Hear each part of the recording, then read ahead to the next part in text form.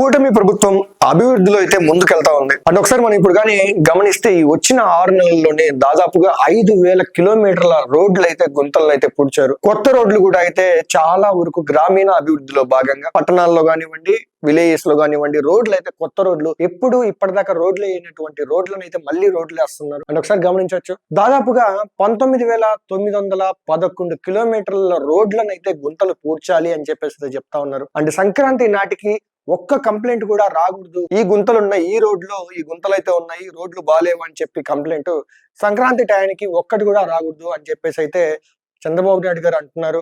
And అదే విధంగా సంక్రాంతి అనేది ఎందుకు అంటున్నాం అంటే, ఇప్పుడు విలేజ్ లో నుంచి వచ్చినటువంటి చదువుకున్న వాళ్ళందరూ సిటీస్ లో జాబ్ చేస్తూ ఉంటారు. ఇప్పుడు విలేజ్ లో ఎక్కువ మంది మాట్లాడరు. వాళ్ళు ఏం చేసినా కానివ్వండి, వాళ్ళకు చక్కగా ఉన్నా చక్కగా లేకపోయినా వాళ్ళు మాట్లాడరు, ప్రశ్నించరు. కానీ చదువుకున్న వాళ్ళు ప్రశ్నిస్తారు. అటువంటి వాళ్ళు ఉద్యోగ నిమిత్తం అని పట్టణాల వెంట తిరుగుతా ఉన్నారు.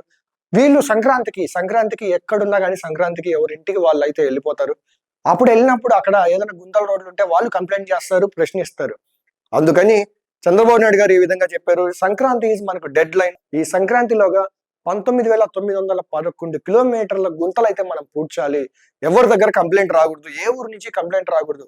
ఒకవేళ కంప్లైంట్ వస్తే దానికి ఆ నియోజకవర్గ ఎమ్మెల్యేనే బాధ్యుడు అని చెప్పేసి అయితే చంద్రబాబు నాయుడు గారు ఆల్రెడీ చెప్పిన విషయం అయితే మనకు తెలిసిందే. అండ్ గత ప్రభుత్వంలో ఈ రోడ్ల శాంక్షన్ విషయంలో, టెండర్ల విషయంలో దాదాపు 200 కోట్ల అప్పులు అయితే ఉన్నాయి అని చెప్పేసి అయితే మనకైతే తెలుస్తా ఉంది. ఆ అప్పులు కూడా తిరిగి పూడ్చాలి మనం అని చెప్పేసి అయితే బాబు గారు అయితే మాట్లాడుతూ ఉన్నారు. సంక్రాంతి టైంకి ఎట్టి పరిస్థితుల్లో సంక్రాంతి టయానికి ఈ రోడ్లు అనేవి అయితే, ఈ గుంతలు అనేవి అయితే పూడ్చేయాలి. ఈ 19,911 కిలోమీటర్ల గుంతలు పూడ్చేయాలి.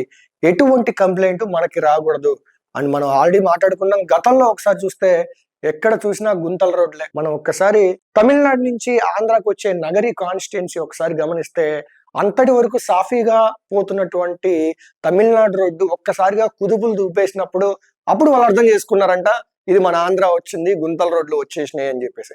ఈ విధంగా అయితే రోడ్లు అనేవి పరమ దరిద్రంగా ఉన్నాయి గత ప్రభుత్వంలో అని చెప్పడంలో ఆశ్చర్యపడాల్సిన అవసరం ఏం లేదు. ఆ విషయాన్ని అయితే ముందు పెట్టుకొని, దృష్టిలో పెట్టుకొని సంక్రాంతి టైంకి ఎక్కడ గుంతలు అనేవి ఏపీలో ఉండకూడదు అనే ఉద్దేశంతో చంద్రబాబు నాయుడు గారు అయితే ముందుకు పోతా ఉన్నారు.